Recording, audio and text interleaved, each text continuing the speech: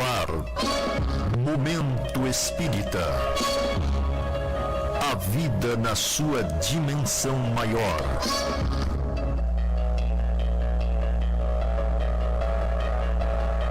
Ouvinte, muito bom dia. Este programa é produzido aos domingos neste horário nos estúdios da Web Rádio Meimei, na Avenida Doutor Labieno da Costa Machado, Garça, São Paulo. Momento Espírita está sendo retransmitido ao mesmo tempo pela Web Rádio Nova Alternativa e pela Nova Alternativa FM, emissoras de Garça. Hoje é domingo 20 de abril de 2025. A partir de hoje, Momento Espírita passa a ser apresentado a partir das 11h20, logo após Saúde, Espiritualidade e Você. Temas desta edição: como o Livro dos Espíritos foi recebido há 168 anos atrás? Como um mundo tão materialista pode estar perto da regeneração?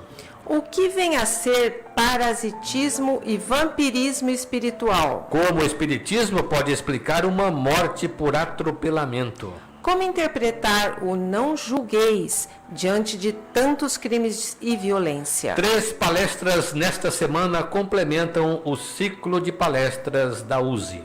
Você participa de Momento Espírita enviando perguntas ou comentários por WhatsApp para 14 981 05 1535.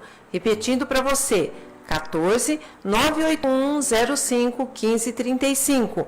Mande sua mensagem agora. Prezados ouvintes, por motivos técnicos não haverá sorteio de livro nesta edição, mas mande sua mensagem pelo WhatsApp hoje e durante a semana, pois serão sorteados 2 livros no próximo domingo. Equipe que está atuando nesta edição: sonoplastia, Gustavo Souza; supervisão, Paulino Oliveira e Augusto Tavares; apresentadores, Sônia Marra e Marco Antônio Cavalcante. Momento Espírita. Um tempo de paz.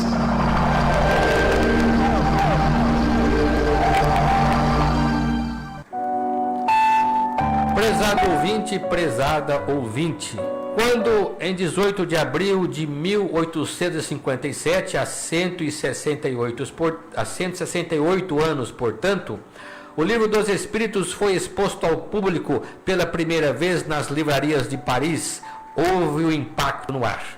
Muita gente ouvira falar de espíritos como almas penadas, assombrações ou coisa parecida. Alguns relacionavam espíritos com demônios e outros ainda atribuíam os espíritos simplesmente às crendices populares. Por incrível que pareça, as religiões nunca se preocuparam com isso. Elas sempre desprezaram o raciocínio e supervalorizaram a fé. Elas proibiam seus seguidores qualquer questionamento sobre o que poderia acontecer após a morte, e muitos dos que ousaram falar com os mortos foram reduzidos a cinzas nas fogueiras da Inquisição. Tudo, segundo elas, devia permanecer nos mistérios de Deus, aos quais o homem jamais ousaria alcançar. Algumas pessoas, porém, mais racionais e seguras de si, ao verem aquele livro, quiseram saber do que se tratava. Essas abriram o livro e passaram a lê-lo com atenção. O nome Allan Kardec, que parecia no frontispício da obra, era completamente desconhecido, o que tornava mais misterioso o fato. No entanto, os que começaram a lê-lo logo na introdução já se inteiraram do que se tratava. Em uma doutrina que estava chegando, ela desafiava a ignorância que pairou por muitos séculos sobre o assunto. A vida não termina com a morte e os espíritos nada mais são do que almas das pessoas que deixaram este mundo ou que, na linguagem comum, haviam morrido. Pela linha de pensamento, o leitor atento logo percebeu que se tratava de uma busca racional da verdade e não de uma simples crença. Agora se podia ir além desta vida, desvendar outras dimensões do universo e compreender melhor o sentido da vida e a razão pela qual vivemos na Terra. Kardec logo sentiu a reação do público. A classe média francesa talvez fosse o segmento da população que mais se lia neste mundo. E o livro pedia para ser lido e discutido. Com certeza, essa foi uma das razões por que os espíritos superiores, sob a liderança de Jesus, decidiram trazer o espiritismo através da França. O volume se destacava pelo cuidado com que o autor o elaborou, por meio de perguntas e respostas que favoreciam uma comunicação direta com os leitores. A obra trazia uma revelação que deveria mudar o conceito de homem e responder com facilidade às questões que sempre foram e continuam sendo feitas pela humanidade. Quem somos nós? Por que estamos neste mundo? Por que sofremos? E por onde vamos depois desta vida? Até hoje, o Livro dos Espíritos é a obra basilar da doutrina. As que se seguiram a ela se baseiam nos princípios e fundamentos que ela apresenta. Leiam o Livro dos Espíritos. Momento Espírita. O rádio é do ouvinte.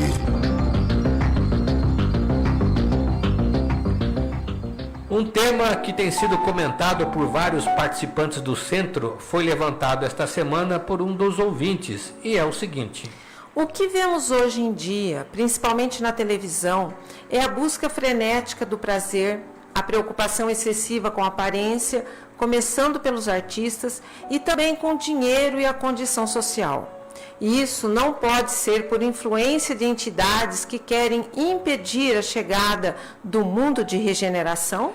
Quando o ser humano estiver preocupado mais com a sua espiritualidade, essa preocupação com as aparências e essa busca do prazer sensual sofrerá significativa queda.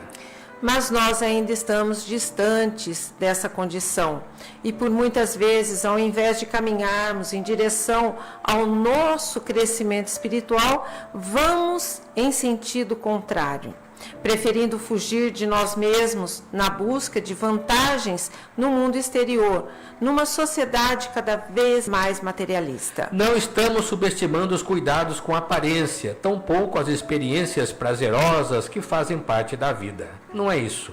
Estamos nos referindo ao excesso, àquilo que fere o bom senso e que acaba afetando demasiado a nossa vida emocional por causa dessa saciedade sem limites e das frustrações. Tudo o que nos prende demasiado ao mundo material, tudo que ultrapassa os limites do bom senso e do equilíbrio, além de nos atormentar a mente, acaba nos levando ao individualismo e à disputa de poder uns diante dos outros, prejudicando o espírito. Mais cedo ou mais tarde, o corpo fica e o espírito vai.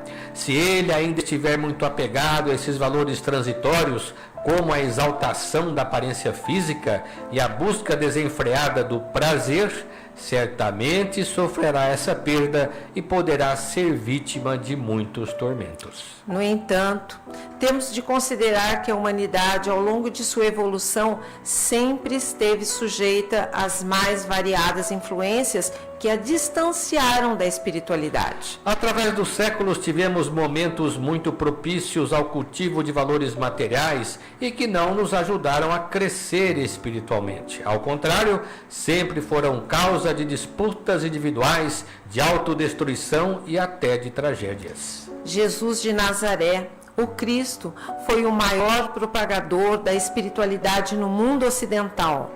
Buda e outros mestres destacaram as qualidades do espírito no mundo oriental. Mas a lembrança do que esses mestres ensinaram ainda agita a consciência coletiva. A influência espiritual sobre nós nesse sentido certamente existe, mas os espíritos são apenas homens desencarnados que levaram daqui suas experiências e por isso ainda sentem as sensações dos momentos que viveram na Terra, podendo agir sobre os encarnados no anseio de compartilhar com eles essas sensações. Por outro lado, o mundo tem urgência em retomar o caminho da ascensão espiritual. retomando os princípios de vida ensinados pelos mestres da antiguidade.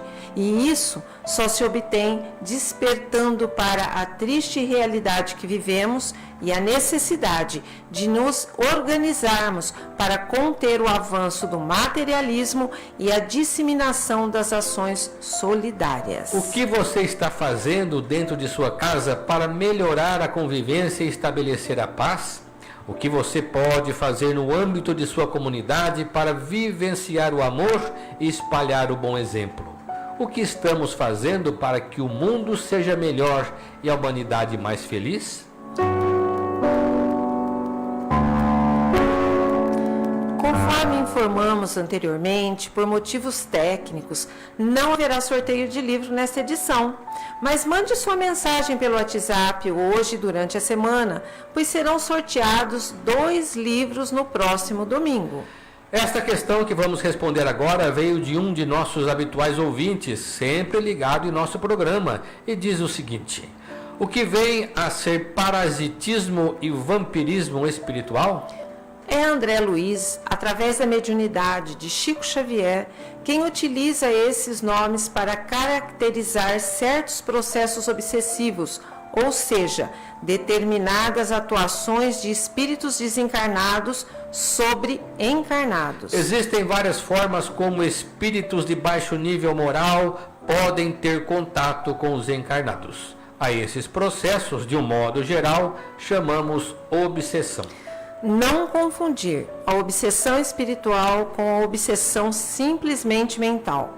A obsessão mental, estudada pela psiquiatria, é um transtorno de ordem emocional que consiste na fixação persistente do pensamento em algo que perturba a mente da pessoa, provocando uma distorção na sua percepção de mundo. A obsessão espiritual, por sua vez, consiste na ação de um espírito de má índole, mal intencionado sobre o indivíduo, dele se acercando para envolvê-lo com seus pensamentos, podendo causar-lhe perturbações emocionais. Mas, no processo de obsessão espiritual, geralmente existe a obsessão mental como pano de fundo.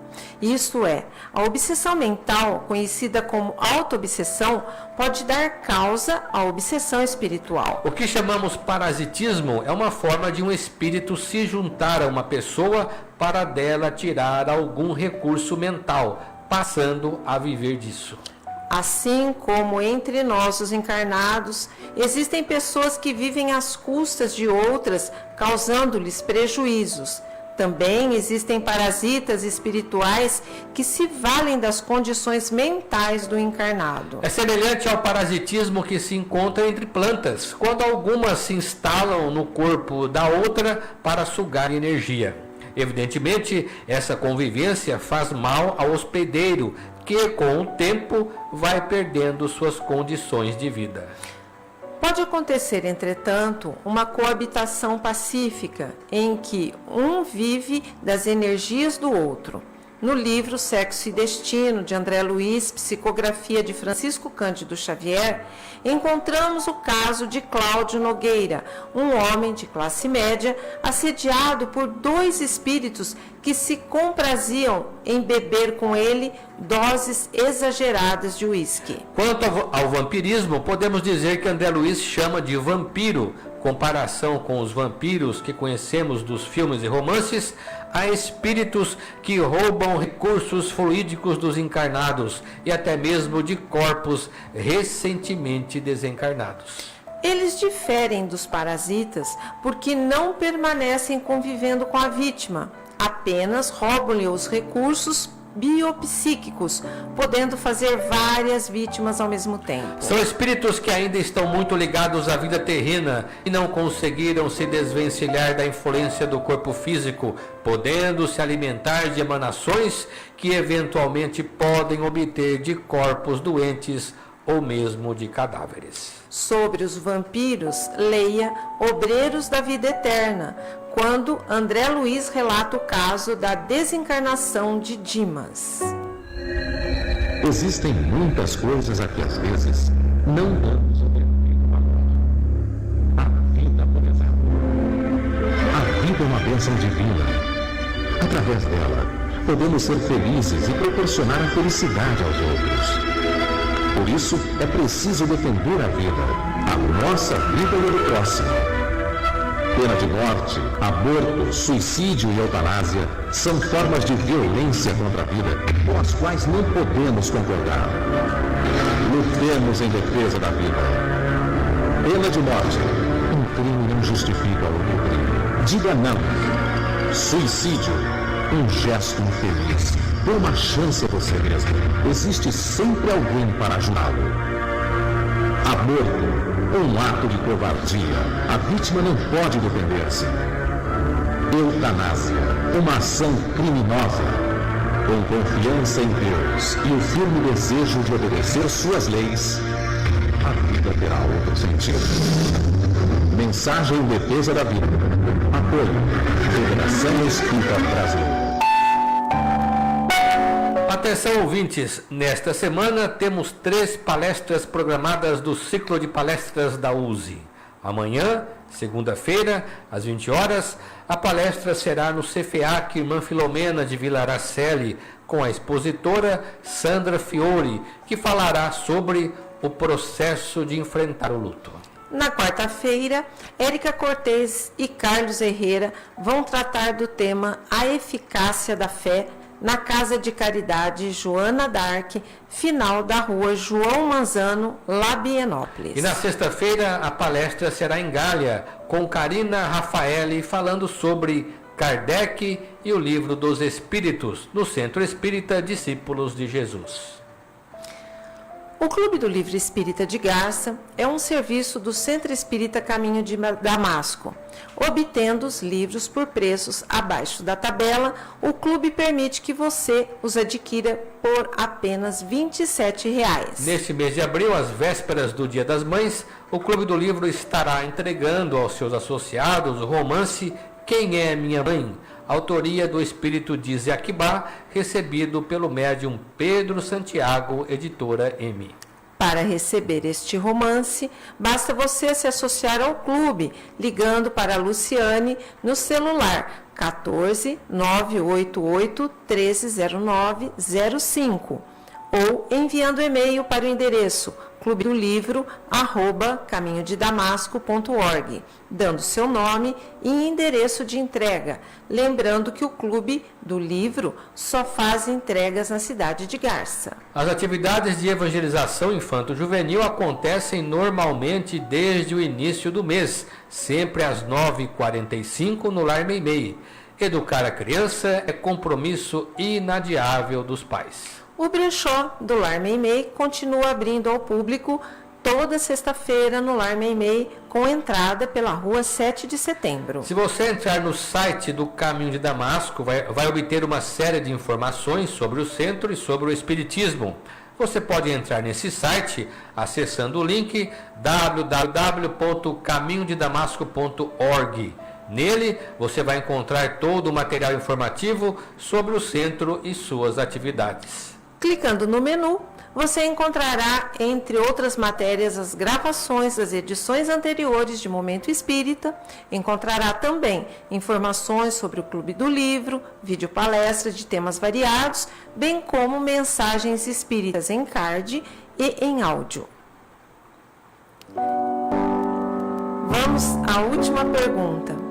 Questão levantada na semana passada por conta de uma notícia de atropelamento. O motorista embriagado atropelou e matou um garoto de 9 anos. Uma tragédia provocada por um irresponsável. O que significa isso do ponto de vista espírita? Aparentemente, apenas um atropelamento e uma morte provocada por um motorista provavelmente irresponsável. Mas, atrás desse fato, pode haver uma longa história. Ninguém reencarna para matar.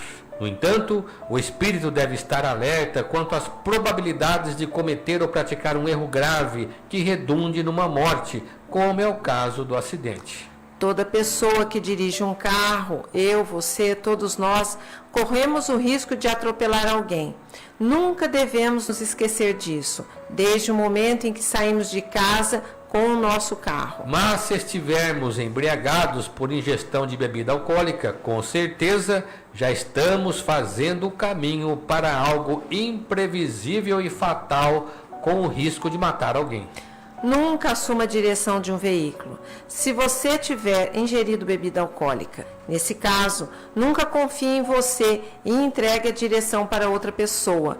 É o melhor que você faz. Por outro lado, voltando ao caso do atropelamento, não sabemos o passado de nenhum desses personagens, nem do motorista bêbado e nem do garoto atropelado. É possível que o fato se deva inteiramente ao vício do motorista e à sua irresponsabilidade, de modo que o atropelamento era uma probabilidade que poderia, mais cedo ou mais tarde, ocorrer em sua vida. Mas o garoto, pelo fato de ter desencarnado tão cedo, deve ter algo no passado que determinou essa vida tão curta. Ele tanto poderia desencarnar por um atropelamento como por outro tipo de acidente, ou mesmo por uma doença indiziosa.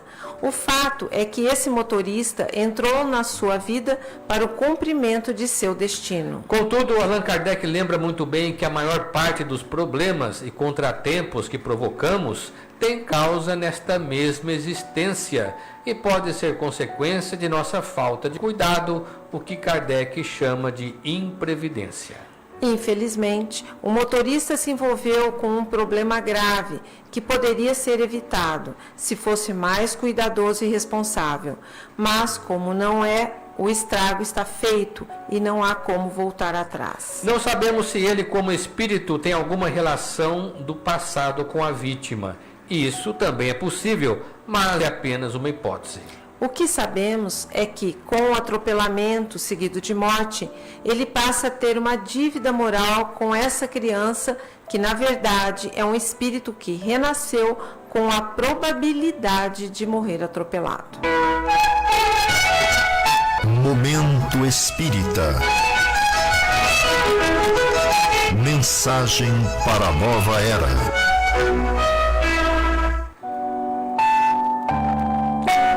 Conhecendo a doutrina espírita, não julgueis. Eu sei, você sabe, todos sabemos que Jesus recomendou não julgar, pois com a medida que julgarmos também seremos julgados. Muita gente pergunta se essa regra não contraria os interesses da sociedade e o bem-estar da população, argumentando que se fecharmos os olhos à ação dos maus, toda a coletividade será sua vítima. A culpa em estudar os defeitos dos outros? Pergunta 903 do Livro dos Espíritos. Resposta: se é apenas para criticar e divulgar, há muita culpa, porque é faltar com a caridade. Mas se é para aplicar em si mesmo, algumas vezes pode ser útil. Esforçai-vos em ter as qualidades opostas aos defeitos que criticais nos outros. Se os censurais por serem avarentos, sede generosos. Se os censurais por serem orgulhosos, sede humildes. Se os censurais por serem duros, sede dóceis. Se os censurais por agirem com baixeza, sede grandes em todas as vossas ações. Em resumo, fazei de tal maneira que não possam aplicar estas palavras de Jesus. Ele vê um cisco no olho de seu vizinho, mas não vê uma trave no seu próprio olho. Já a questão 904 pergunta: existe culpa em sondar as chagas da sociedade e as revelar? Resposta: isso depende do sentimento de quem o fizer. Se a pessoa só tem em vista provocar escândalo, é mais um mal do que um bom exemplo. Logo, não é difícil concluir que se a crítica social servir para evitar sofrimentos e beneficiar o povo, partindo de um coração comprometido com o bem, trata-se de um benefício à sociedade. Lembrando que não houve sorteio de livro nesta edição. Mas aguardamos seu WhatsApp hoje e durante a semana, pois serão sorteados 2 livros no próximo domingo. Agradecemos a todos que nos acompanharam nesta edição e prometemos voltar no próximo domingo. Continuem ouvindo e participando. Se você estiver sintonizado na Universitária, aliás, na Uniweb ou na Web Rádio Meimei, vão assistir na sequência o programa Perspectiva, temas atuais sob a ótica espírita. E ao final desta edição, o Momento Espírita deseja a você e a todos saúde e paz. E para encerrar, vamos ouvir uma mensagem espiritual na voz de Chico Xavier.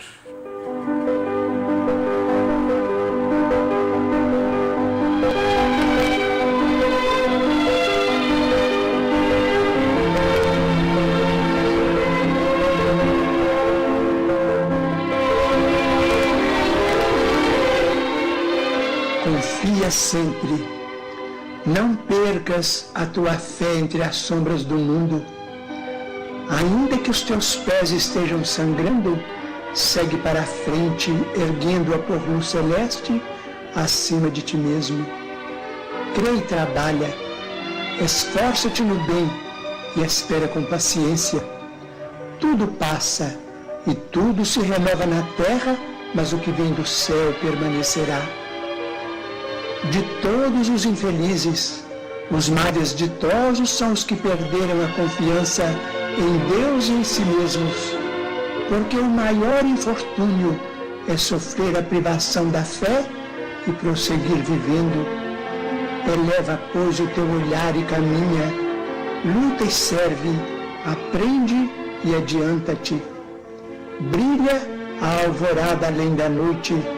Hoje é possível que a tempestade te amarfanhe o coração e te atormente o ideal, aguilhoando-te com a aflição ou ameaçando-te com a morte. Não te esqueças, porém, de que amanhã será outro dia.